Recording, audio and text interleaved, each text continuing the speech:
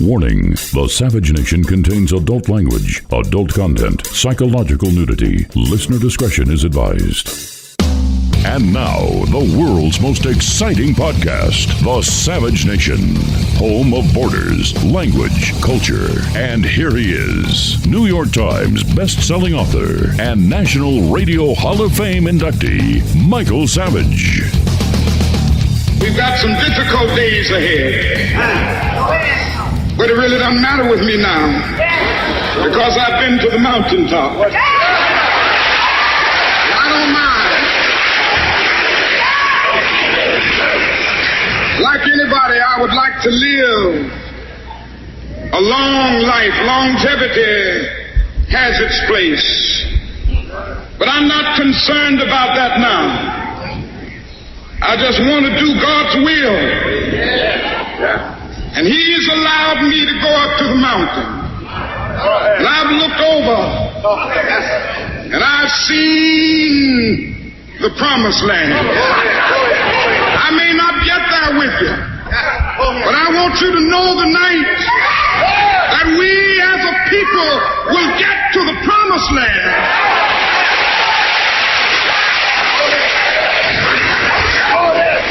So I'm happy tonight. I'm not worried about anything. I'm not fearing any man. Mine eyes have seen the glory of the coming of the Lord. Well, welcome to the Savage Nation podcast. Today we recognize Martin Luther King Jr.'s birthday. I will reflect on my thoughts of King's dream and how it has been hijacked by BLM. What we're going through now has been building for a long time. This did not start with Donald Trump, as the media would have you believe. This did not start with George Floyd's death. This goes back more than a decade. Barack Obama himself escalated the racial division that we are now living through. Back in 2014, I discussed an unexpected trip to Memphis, Tennessee, and the feelings I had experienced when I saw the Lorraine Motel where King was assassinated. It was an unexpected visit because I was flying back from Florida to California, and the plane experienced technical difficulties, and we were forced to land in Tennessee.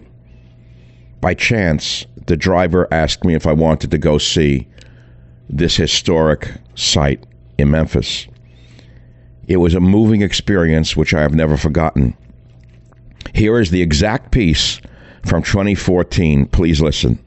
Yesterday, I was on the way back from my location in Florida, where I broadcast for a day or so, and I came back to San Francisco, and we had to make a stop in Memphis. I had not planned on going to Memphis, Tennessee. I've never been to Memphis, Tennessee. But for reasons I'd rather not discuss, we had to make a landing in Memphis, and I had about 4 or 5 hours to spend in a city I had never been to. I thought fate had put me down in Memphis because there's no other reason for this.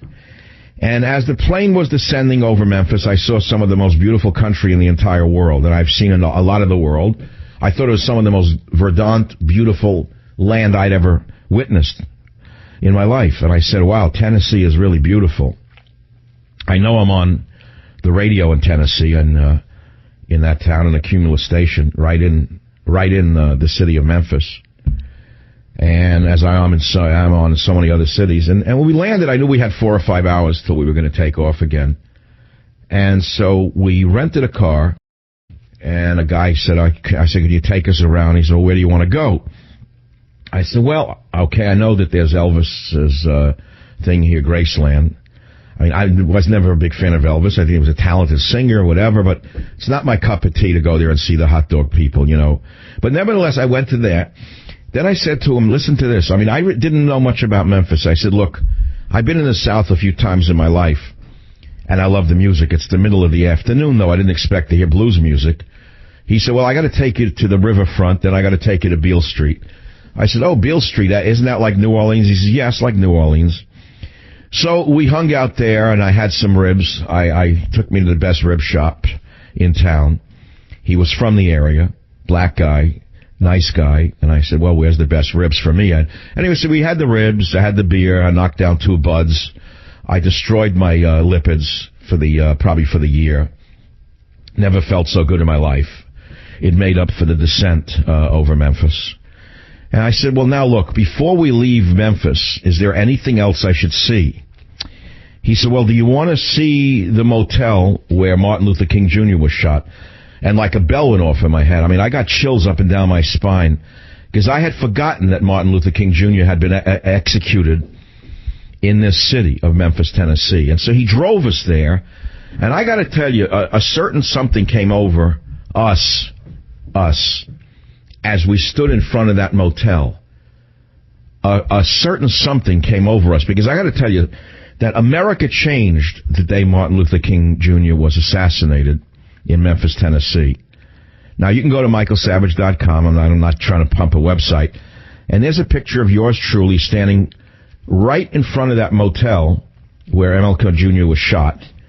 They left the two cars there, the Cadillac and the Dodge, right underneath that balcony where he was executed. And it was quite chilling. I mean, they built a civil rights museum and all. And I started to reflect on what's happened to America since Martin Luther King Jr. was executed, and how, although he was a man who was not greedy in any way, and I would have to think he really cared about his people, I think about the horrible people who've cashed in on the civil rights movement since him. I think of people like Al Sharpton, Jesse Jackson, but most importantly, I think about the sad state of America today, where we have a man, Barack Obama, who is as cynical as they come, who would not be president had it not been for the assassination of Martin Luther King Jr. And I'll explain why I say that in great detail. And I went back to one of my slogans from 10 years ago, how sadly in America we have gone from I have a dream to I have a scheme. Yes, how we have gone from I have a dream to I have a scheme. Because Martin Luther King Jr., despite his flaws, and boy, are we all flawed. No man is perfect. Boy, are we flawed. I've heard everything about him, but nevertheless, I also heard this man speak live. 1967-68, UN Plaza. I was a young high school teacher in New York City. I happened to be outside for lunch with a sandwich, and I heard him speak. I mean, there's a huge crowd. I've never been moved like that ever since. That speech was the greatest. I never heard a voice like that. Let me put it to you that way. That man had the ability to move mountains. He was definitely chosen for great things on this planet. And I thought about that. I thought about what I witnessed that day that Martin Luther King Jr. spoke in this country, how it moved me as a young kid, a young teacher with his first job in New York City. I thought about the hatred that I saw in the streets that day, the raging hatred, pure, unadulterated, racist hatred like I've never seen that I had never seen anything like in my life, simply because he was speaking. I thought about it. I just looked back upon it. And then I thought about another man with a great voice who came along, a false prophet by the name of Barack Obama, who has, instead of helping to lift up his people, has pushed his own people back down further than they've ever been in this country. You see, you don't understand what I'm trying to say to you. You think that Obama and Holder are out to help the African American. At least that's what they seem to say, but they're not in my estimation. I think that, I'm sorry to tell you that Obama and Holder are willing to shaft the huge population of American Africans by flooding America with armies of Central Americans and Mexicans, by displacing the poor African American population in this country with an army, a tsunami of Central American and Mexicans. Who do you think will be most hurt economically by this human tsunami that Obama is using in this country right now? Unfortunately for us, false prophets have taken Martin Luther King Jr.'s mantle and used it for personal advantage, in my estimation. And what's strikingly obvious to me is that the flood, the human flood that's being brought into this country by Obama and Holder will affect the poor African Americans in this country far, far, far more so than white people. I don't understand why there's no outcry. So outside the museum yesterday, outside the Civil Rights Museum in Memphis, Tennessee, as I stood, frankly, in awe next to the Lorraine Motel, I didn't even know it existed, to be frank. It's like when our car pulled up to it, I said, holy God, that's it? Because I've seen it in movies. I thought it was 6 stories high. I didn't know it was 2. And there was the exact balcony where he was executed. And there's something chilling to stand there, with the Cadillac and the Dodge from that moment still sitting there. I have a dream that one day, down in Alabama, with its vicious racists, with its governor having his lips dripping with the words of interposition and nullification. One day right there in Alabama, little black boys and black girls will be able to join hands with little white boys and white girls as sisters and brothers. I have a dream today. You listen to that speech, and you have to believe that there are people on the earth as flawed as he was, as flawed as I am, as flawed as you are, because we are not God. None of us are God. Maybe Obama thinks he's God, but I don't. Most normal people understand that they're human beings with limitations. And he had many flaws. We heard all of the slanders about him and all the truths, the plagiarism, the womanizing, the this and that. Doesn't mean he couldn't have been inspired. Doesn't mean he couldn't have had a prophetic streak within him. And what he was saying was quite different than what you're hearing today from Holder and Obama, isn't it? You're not hearing the same things you heard from Martin Luther King Jr. about people of all races getting along and living together. You're hearing about the supremacy of a certain race over others. You're hearing about the fact that you have poverty in this country that's overwhelming in certain communities, and yet he's bringing in millions of impoverished people from Central and South of Central America, Mexico. They're not all working here. You don't have 2 or 3-year-olds working, do you? How could you stupid liberals, and I call you stupid liberals, how could you idiots take the bait like guppies in a tank to believe that he wants to bring in illegal aliens because they'll do the jobs no American will do, when you see with your own eyes that many or most of this flood, this tsunami that he's bringing in now, illegally, by the way, are not workers. They're children, little girls and little boys, 3 years old to 8 years old. Mixed in with them are hardcore gang members. Who is going to take care of these children, many of whom are infected with diseases that were once eradicated in this country? Who will pay for their medical care, their housing? Who will educate them with all of the expensive English as a second language? Who's going to pay for it? Well, your answer is quite clear. You will. You, the liberal moron, and I, the conservative genius, will pay for it. But I'll tell you who's going to be hurt the most. The poor. And so that woman in Memphis sat outside the Lorraine Motel all these years with her flyer, had a flyer that said $27 million to renovate the Civil Rights Museum. Meanwhile, with nearly 1 in 5 residents stuck below the poverty line, metropolitan Memphis ranks as by far the most impoverished large metro area in the nation, close quote. And she said that money shouldn't be going to renovate a museum. She said it should be going to the poor, to help them. Now, if you have a finite resource base, finite amount of resources, how can you bring in millions of poor people and not hurt the millions of poor that already exist here? How? I got to tell you something. Look, I didn't plan on landing in Memphis, and I did. We had to land. I didn't plan on going to the Elvis Museum. That, by the way, that's the other side of the coin. That's the other side of the coin. The poor white that goes to the Elvis Museum, the sheeple. The white who doesn't know where he is in the world, walking around buying a hot dog, a trinket. I couldn't believe it. I didn't know. I thought I was on a drug. I thought someone slipped me something in the van. I couldn't believe what I was seeing. I never saw anything like it in my life. It was just something astonishing. Okay, but God, you like the Elvis thing, but look in the same city. Look in the same city. You have an icon of a certain segment of the white population, Elvis Presley, and you have an icon of the civil rights movement. And you can't just say of the black population, because there are many others who were affected by Martin Luther King Jr. I think you'd be a fool not to say we were all not affected by Martin Luther King Jr. You'd be an ignoramus not to understand that. In the same city, I said, there's something here for me. I haven't yet digested it because it was only yesterday. It was only yesterday in my life. It takes me sometimes days, months, weeks to absorb why fate or God puts me in certain situations or places. But all I can tell you is I was extremely moved emotionally I was moved by that Lorraine Motel.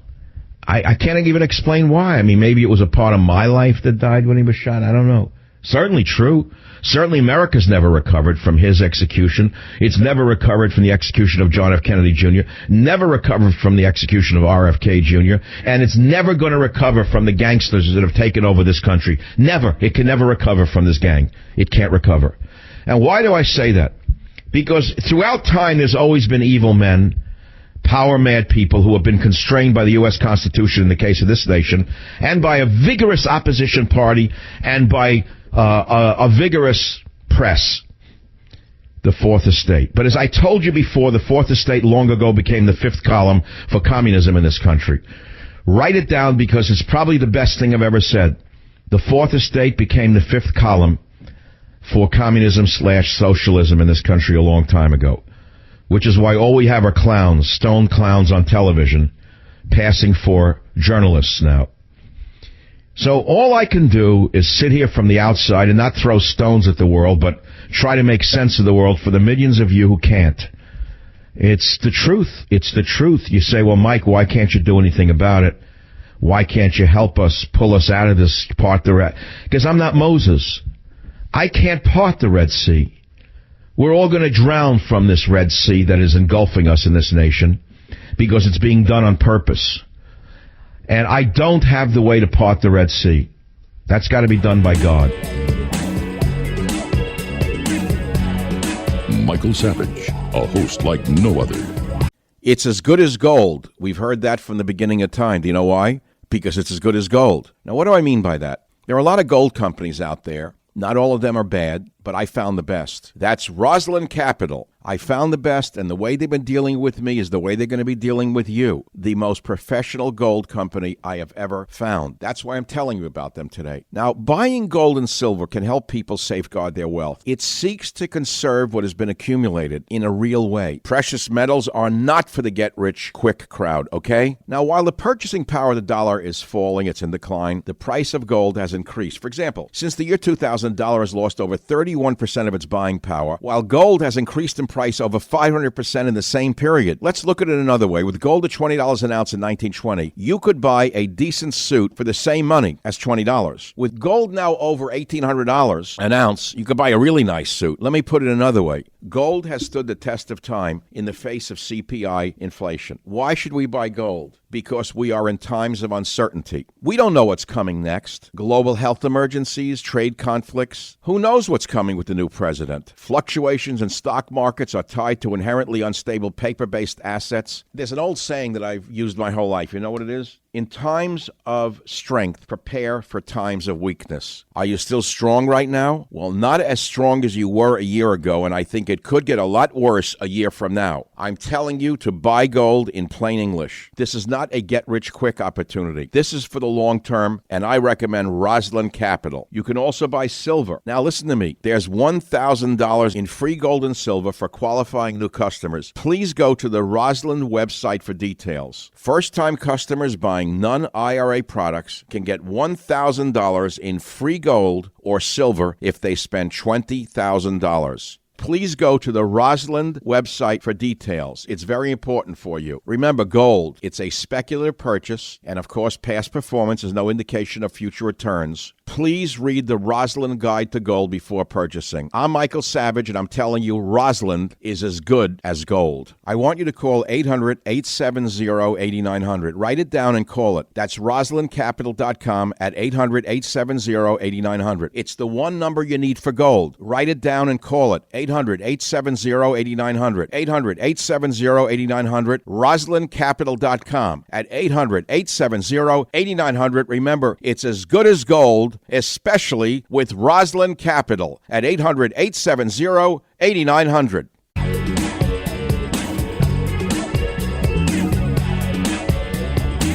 I have a dream that one day this nation will rise up and live out the true meaning of its creed. We hold these truths to be self-evident, that all men are created equal. I have a dream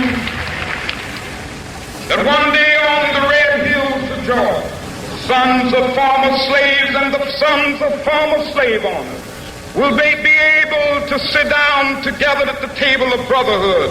I have a dream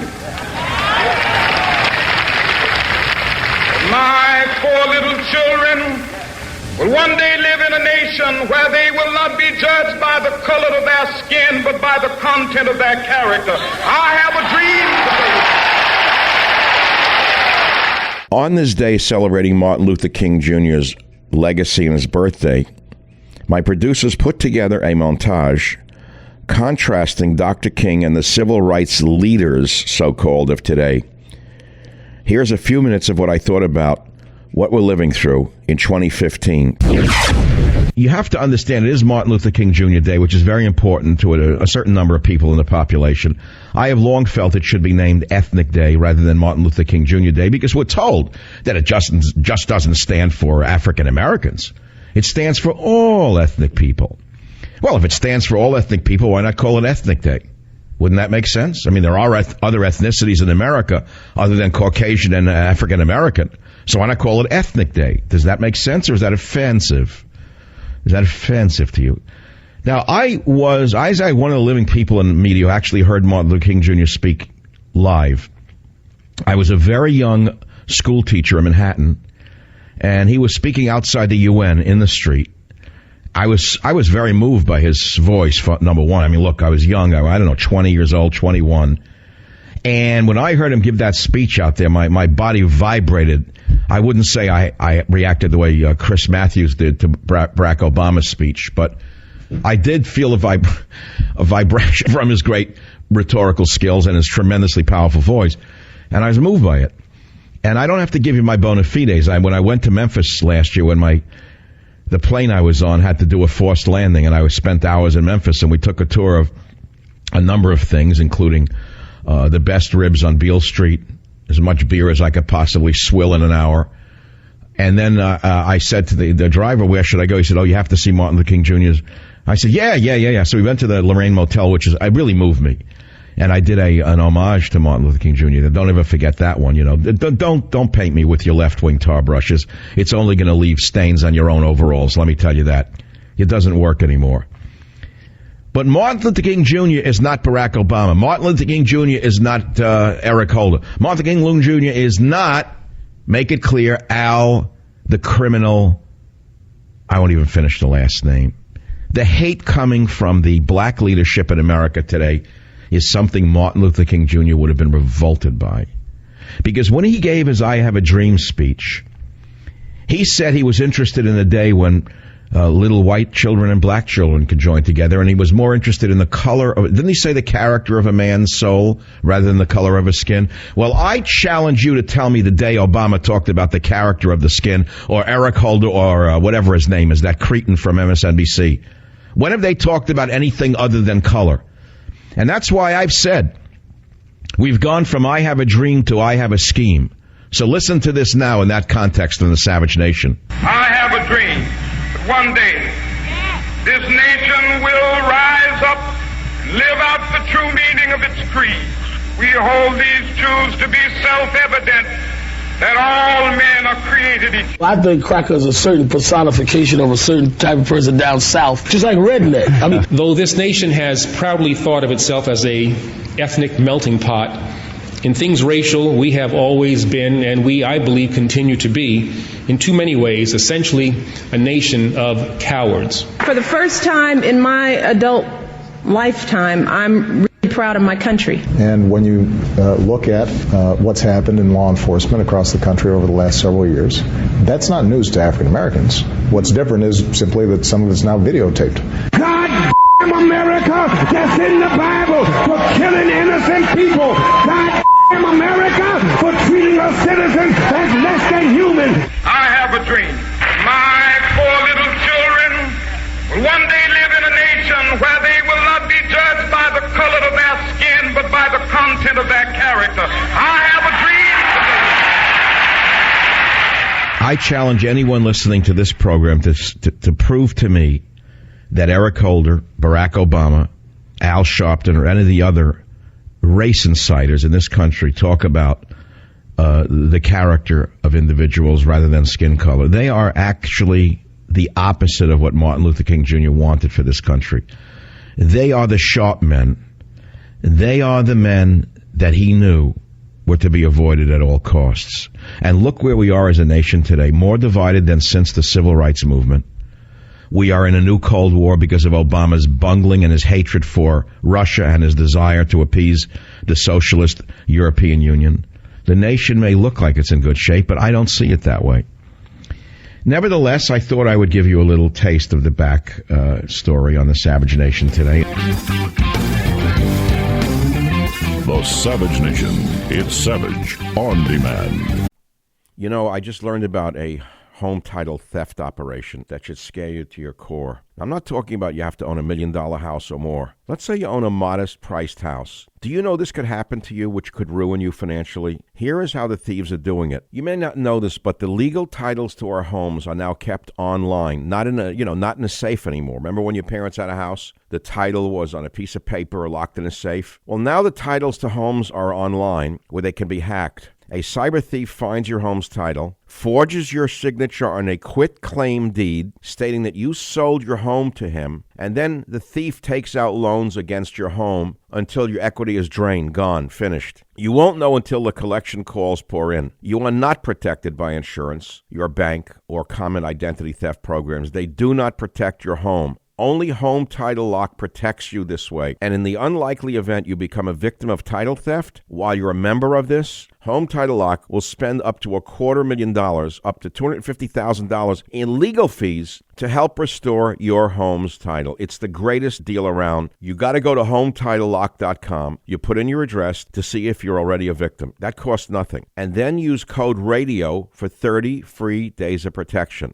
That's code RADIO at HometitleLock.com. And by the way, while you're looking into this, there's a story about a group of thieves up in the Seattle area who are claiming that they're a sovereign nation of some kind, and they're claiming homes that are not abandoned, but they're empty, being sold. You got to look into this. Please protect yourself. Go to HometitleLock.com. Use code RADIO for 30 days of protection. That's HometitleLock.com. Code RADIO at HometitleLock.com. Thank you. Dr. King's dream is our dream. It is the American dream. It's the promise stitched into the fabric of our nation, etched into the hearts of our people, and written into the soul of humankind. It is the dream of a world where people are judged by who they are, not how they look or where they come from. It is the dream of a nation that offers life of dignity and hope to every American, regardless of color or creed. It is the dream of a nation faithful to its founding principle that we are all created equal. Let's face it, with what's going on in Congress right now, can you believe they put Bernie Sanders in charge of the Senate Budget Committee? An outright communist? Can you believe they took a bartender, occasional cortex who's a racial hater, from the core of her being, demanding money to fight white supremacy? Let me tell you something, the dream is over. I was a young man when King gave his I Have a Dream speech on the steps of the Lincoln Memorial. It stands today as one of the greatest political speeches in American history. I was stirred then as a young teacher, and I'm still stirred when I hear it played back today. What happened to King's words and his ideals? What happened to his dream of brotherhood and sisterhood under God? Today, the civil rights movement he led has been hijacked by revolutionary communists like Bernie Sanders and occasional cortex. Do you think Dr. King would approve of what has gone on in our cities this year? The looting, the burning, and the suggestion that police departments should be defunded? After the trillions of dollars that have been spent, the illegal, immoral affirmative action programs that have been put in place in hiring and scholarships since the 70s, we still have riots and looting. We still have systemic hatred toward white people. Just today, occasional cortex gave a speech demanding hundreds of millions of dollars to fight white supremacy.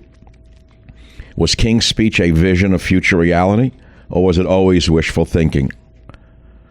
There are many left-wing organizations, hate groups, and powerful individuals fomenting hatred right now, including, unfortunately, Oprah Winfrey. Yes, I said Oprah Winfrey.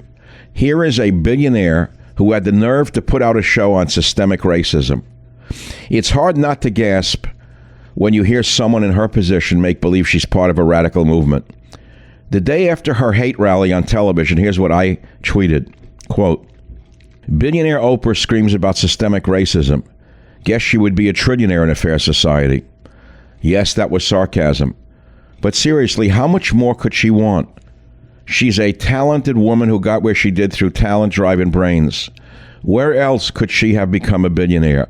In what other country could she have done better than she did in this country? Winfrey isn't alone.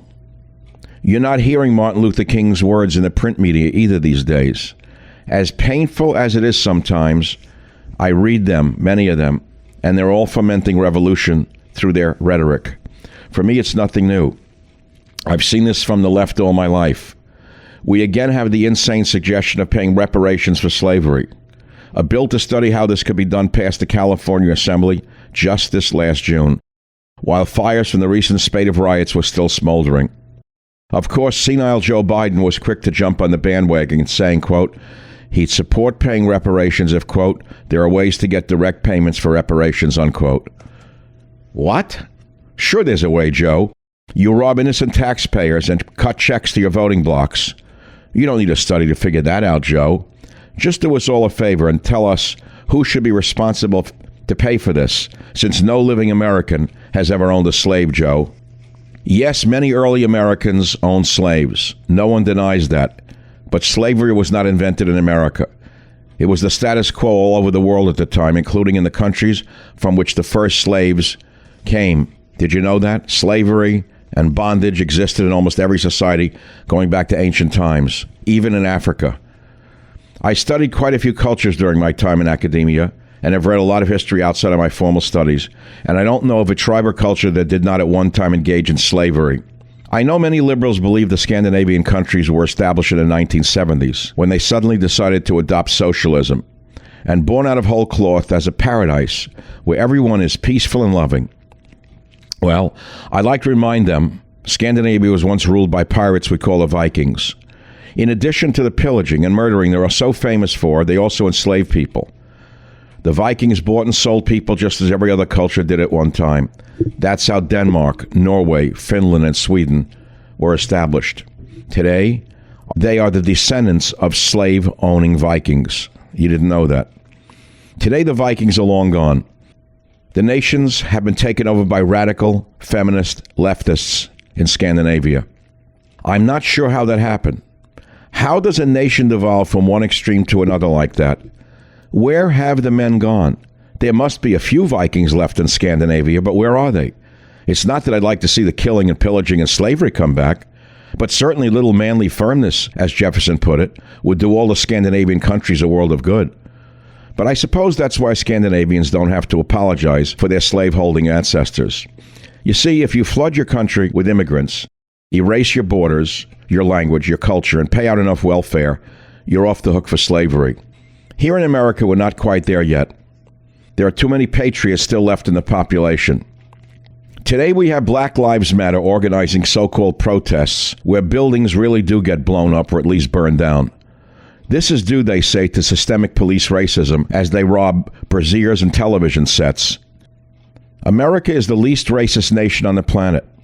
I'd also like to mention the BLM crowd, Antifa, and now, of course, Biden, Schumer, and the others have hijacked Martin Luther King's dream. They've hijacked it. It's not just BLM.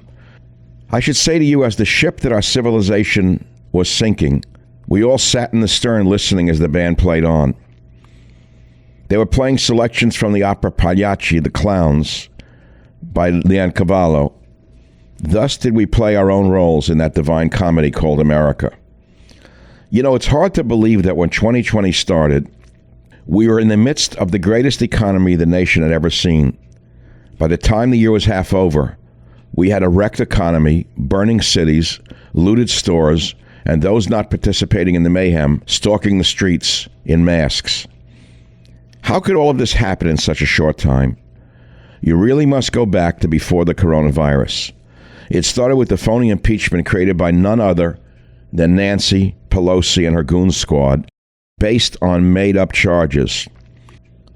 In order to understand the racial division we're living through right now and how the fans are being flamed by Schumer, Pelosi, and the illegitimate, let's go back to Newark, New Jersey years ago to 1967. At that time, Newark was a beautiful middle-class city. Then on July 12th, 1967, A black cab driver was beaten and arrested by 2 white police officers for a very minor traffic infraction. It happened in Newark's Central Ward area. This was even before social media, but the word spread. According to History.com, here's what happened next. A crowd gathered outside police headquarters where the injured driver, who was rumored to be dead, was being held. Despite calls to remain calm, frustrated protesters, fed up with the lack of response to their concerns, began throwing rocks, breaking police station windows. 2 days of looting followed, and when the looting stopped, the killing began, as New Jersey Governor Richard J. Hughes called in state troopers and the National Guard to restore order. Well, let me tell you what happened next. By the time the carnage was over, there was massive property damage, hundreds of injuries, and loss of life. This previously beautiful city of Newark was destroyed forever. I hope that isn't the case for Minneapolis or Atlanta, but with the large numbers of white communities from universities in the area who are egging on the minorities, even with Biden in power, I don't know where this is going to end. I know Newark never recovered. We know what happened after the Rodney King affair. Why did this happen when it did? Well, here's what I tweeted back in May. Cop killed black man in slow-mo. You hear the poor man crying for his mother. He should be tried for murder in the first degree with added charges of a hate crime. That's me. So don't tell me I'm insensitive to the plight of oppressed minorities. I watched that cop kill George Floyd. I was sickened by it. It was homicide. And when I heard the man crying for his mother as he was dying, as the breath was being squeezed out of his neck, part of me started to weep. He was dying, begging this bastard cop to stop killing him, begging the cop to stop choking him to death with his knee on his jugular vein. This big black man was on the ground, handcuffed and helpless. He couldn't fight back. And this homicidal maniac with a gun and a club put his knee on the man's neck, on his jugular vein. You could hear George Floyd gasping, begging him to stop. I once told you what seeing a cow killed in a slaughterhouse did to me. If that got to me the way it did, you could imagine how I felt when I saw this man being choked to death for all the world to watch. This big, strong man crying for his mother as his life was crushed out of him by a cowardly, homicidal maniac. This cop should have been charged with a hate crime because this was clearly race-related. There was no question in my mind that was what I saw.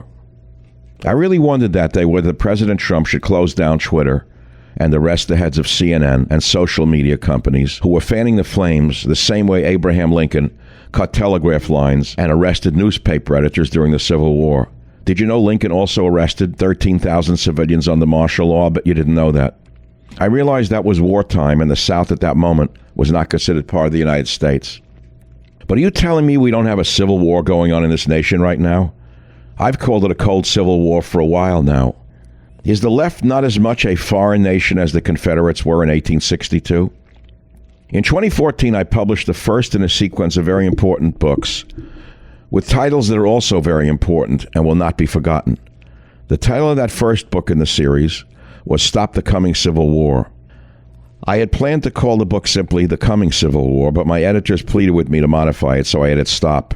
The truth is, we've been in a civil war since 1967, when the hippies invaded the media and the colleges, beginning the long march toward outright communism. Don't kid yourself that they're not behind these riots and this mayhem. Even though Biden has been elected, the undercurrent is still there, and the last I checked, Portland was still occupied by them. Still, I said the cop in the George Floyd case should be charged with first-degree murder and a hate crime. And by the way, he's on trial for murder. He's facing justice. No one in the media has supported the police more than I have. I've raised hundreds of thousands of dollars for falsely accused cops. I know they're the only thing standing between us and total chaos and mayhem. It's not an exaggeration to say that without law and order, that is the safeguarding of life and property against exactly what went on in Minneapolis, Seattle, Portland, and other places, there is no civilization. Yes, civilization depends upon protecting life and property. More than 2,000 years ago, Cicero went so far as to say safeguarding private property was the whole reason governments are formed. Cicero wrote this: For the chief purpose in the establishment of constitutional state and municipal governments was that individual property rights might be secured. For although it was by nature's guidance that men were drawn together into communities, it was in the hope of safeguarding their possessions that they sought the protection of cities. Can you believe that? Let me tell you this. Once private property is no longer safe, civilization is gone. I want you to remember that every time a left-wing television anchor or reporter euphemizes the wanton destruction of property as simply people expressing their anger at institutional injustice and saying that property is not the same as a life. Of course it isn't. But destroying the property of innocent third parties is not a legitimate form of protest. It is a crime that should be punished severely. I was angry myself when I saw the George Floyd video. And I'm still saying the anarchists who took advantage of the general anger over it to burn down Minneapolis, Atlanta, Seattle, Portland, and several other cities should be thrown in jail for as long as the law will allow. But they won't be. And they will not be. The Savage Nation. It's savage, uncut, unfiltered, and raw. You know, I'm a car lover. I've talked about my cars for years. No one knows cars as well as I do. So why am I telling you this? Because with the increasing numbers of makes out there, Fiat, Kia, all these makes, Pacifica, XT5, it's almost impossible to stock all the parts you need in a regular chain storefront auto parts store. Why would you want to endure pointless or seemingly intimidating questioning, either on the phone or at the counter with the nasty guy behind the counter, and wait while the counter man orders the parts on his computer? So you got to understand, chain stores have different price tiers for professional mechanics and do-it-yourselfers. But RockAuto.com's prices are the same for everybody, and they're reliably low. RockAuto.com always offers the lowest prices possible rather than changing prices based on what the market will bear like airlines do. This is for everybody. Rock Auto does not require membership or account login. It's a family business. It serves auto parts customers online, and they've been doing it for 20 years. And RockAuto.com will help you get auto and body parts, by the way, from hundreds of manufacturers. Body parts, too. They have everything from engine, control modules, brake parts, tail lamps, motor oil, even new carpets. Whether it's for your classic car or daily driver, get everything you need in a few easy clicks delivered directly to your door. You ought to get the RockAuto.com catalog. It's unique, remarkably easy to navigate, quickly see all the parts available for your vehicle, and choose the brands, specifications, and prices that you prefer. Again, the prices are reliably low at RockAuto.com, and they're the same whether you're a do-yourselfer or a professional. Please go to RockAuto.com right now and see all the parts available for your car or cars or truck. Write Savage Nation in their How Did You Hear About Us box, so they know that we sent you. That's very important to us. You go to rockauto.com, you write in Savage Nation in their How Do You Hear About Us box, and they know that we sent you. This is the best site in the world for auto parts, body or mechanical. Amazing selection, low prices, all the parts your car will ever need. rockauto.com, sent by Savage Nation. Thank you. I say King's legacy is dead because of the propaganda in the media. In 2019, police shot 1,004 people, most of whom were armed or otherwise a threat to the safety of the officers. About 23% of those were African Americans.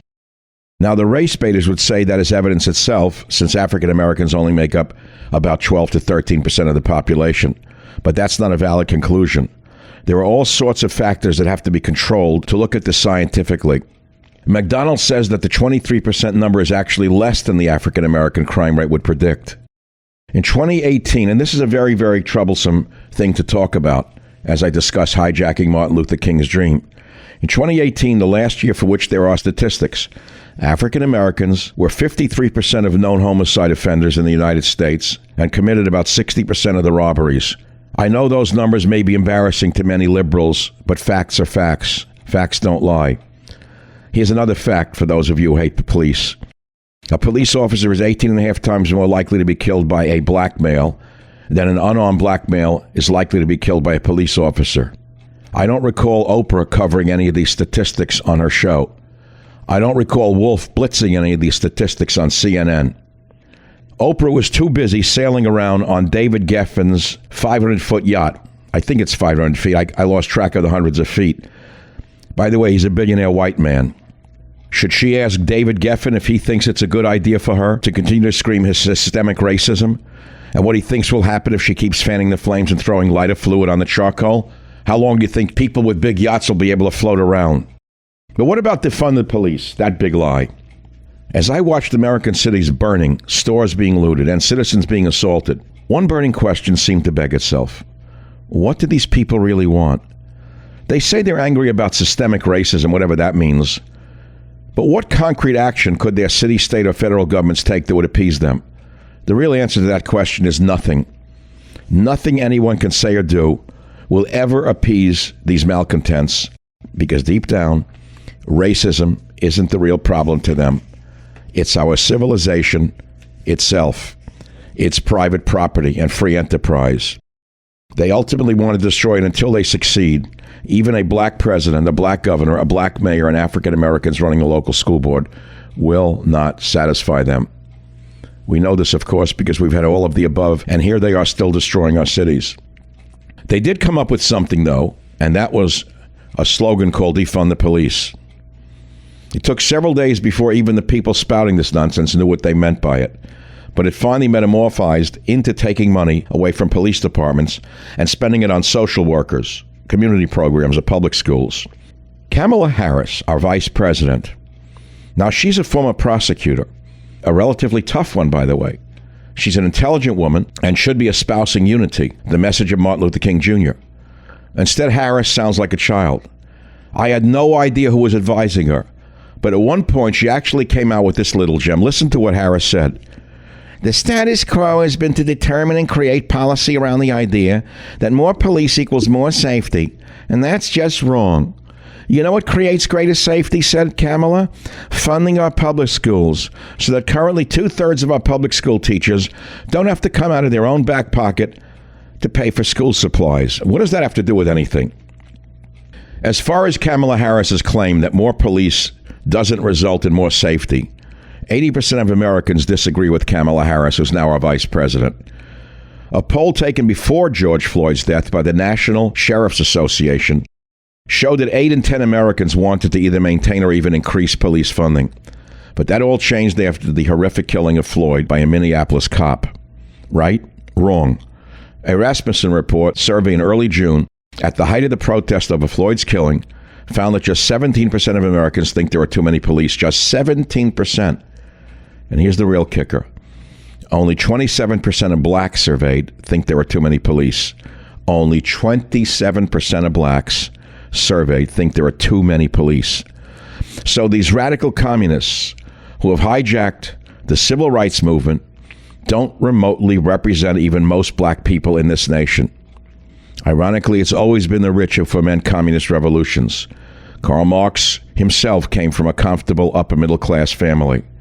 Even though he was a ne'er-do-well for most of his adult life, he sponged off his friend Frederick Engels, who also came from an even richer family. Vladimir Lenin also came from a comfortable middle-class family. His father was a self-made man who rose from serfdom to get a university education and eventually became a director of public schools and a nobleman. His mother came from a wealthy family. A lot of these revolutionaries were lawyers, too, just like Kamala Harris. Fidel Castro was a lawyer who came from a wealthy family. Did you know that? Did you know that Castro's father made a fortune in sugarcane? It's an old story. The parents work 7 days a week building a business or bettering themselves to provide a comfortable life for their children. But the children grow up spoiled and become malcontents. So let me conclude. Martin Luther King's dream has been hijacked. The dream is over, especially with Biden and Harris fanning the flames of racial hatred. Home of borders, language, culture, the Savage Nation. Since today is MLK Jr. Day, or Civil Rights Day, a day for all of us to remember and think about, we should think about what equality means. We all think that equality is a grant and a given. But how does equality relate to obligations to a society? You say, wait a minute now. Aren't we all born equal? Well, we are all born equal, but we all have equal responsibilities or obligations to our society in order to achieve that equality. You can't just be granted equality. I was reading an article, C.S. Lewis, on equality and our core misconception about democracy. And it goes like this. The notion of obligations comes before that of rights, which is subordinate and relative to the former, unquote, wrote the great French philosopher Simone Weil shortly before her untimely and patriotic death, as she contemplated the crucial difference between our rights and our obligations. Notice that phrase, the crucial difference between our rights and our obligations. Do you think the idiots in academia understand that, or they're just preaching everyone is entitled to everything all at once? Now, this article was written by Maria Popova. The title of it is C.S. Lewis on Equality and Our Core Misconception About Democracy. And the article says a right is not effectuated by itself, but only in relation to the obligation to which it corresponds. Now, what does that actually mean? She says these notions are muddled together in our treatment of democracy and its foundational principle of equality, a basic right to be conferred upon every human being, but also, pay attention, but also something the upkeep of which demands our active participation and contribution. You follow that one? You want equality in our society? Then give something to our society in plain English. You can't lay around in the street like a bum shooting needles into your arm and tell me you're equal to the hardworking man or woman who's killing themselves to work, keep themselves clean, and pay taxes. You understand that? So this article says that's what C.S. Lewis, who lived between 1898 and 1963, examines in a superb 1943 essay entitled Equality, originally published in The Spectator 3 days after Weil's death, and later included in Present Concerns, a posthumous anthology of Lewis's timeless and timely journalistic essays. There are also other individuals who have written about democracy and obligations to a democratic society. And there was a gentleman named Parker Palmer on his notion of democracy as the politics of the brokenhearted. Now, what does that mean? C.S. Lewis expanded upon his counterintuitive case for equality as follows. He says, I do not think that equality is one of those things, like wisdom or happiness, which are good simply in themselves and for their own sakes. I think it is in the same class as medicine, which is good because we are ill, or clothes, which are good because we are no longer innocent. Legal and economic equality are absolutely necessary remedies for the fall and protection against cruelty. Now, what does that mean? You have to think about these things, because there's a chilling poignancy and timeliness today to what we are witnessing as our society collapses under the juggernaut of the left wing in this society.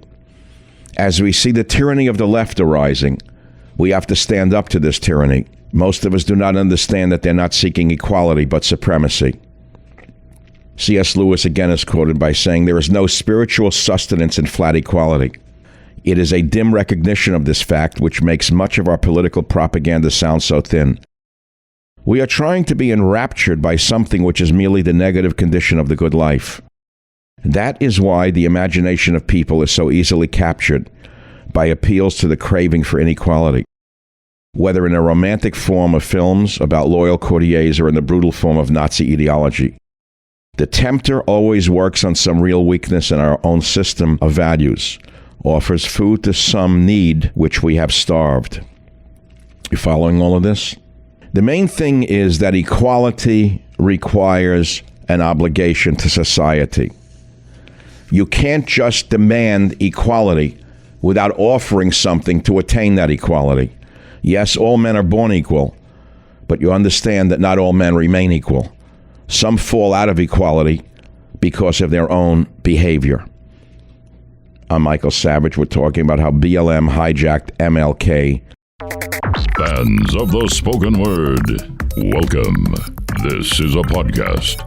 Greetings, pod recipients. You are entering the Savage Nation. Read the book, see the movie. As Trump's term comes to an end, MLK Jr.'s legacy is in tatters, but not because of him or his policies. So why is it? Why is MLK Jr.'s legacy in tatters? It's because of the left-wing BLM, the left-wing Antifa, the left-wing media, and the other left-wing solenterates who have tattered MLK Jr.'s legacy. Race relations are at a lower ebb than they've been ever since the civil rights movement began. Races hate each other now. The antagonism between the races is at an all-time high, not because of Trump. He tried his best to bring people together. Unfortunately, the left does not like cohesion. They like division. And that's why I say, as Trump's term comes to an end, MLK Jr.'s legacy is in tatters, but not because of him or his policies. Well, thank you very much for listening to today's podcast. I hope you've enjoyed and learned something from it. And I want to remind you of something that I think is important for you to know. We have over 280 Savage Nation podcast episodes available to you absolutely free. I'll say that again.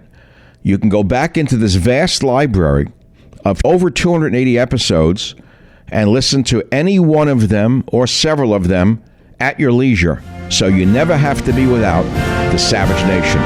Thank you very much for listening.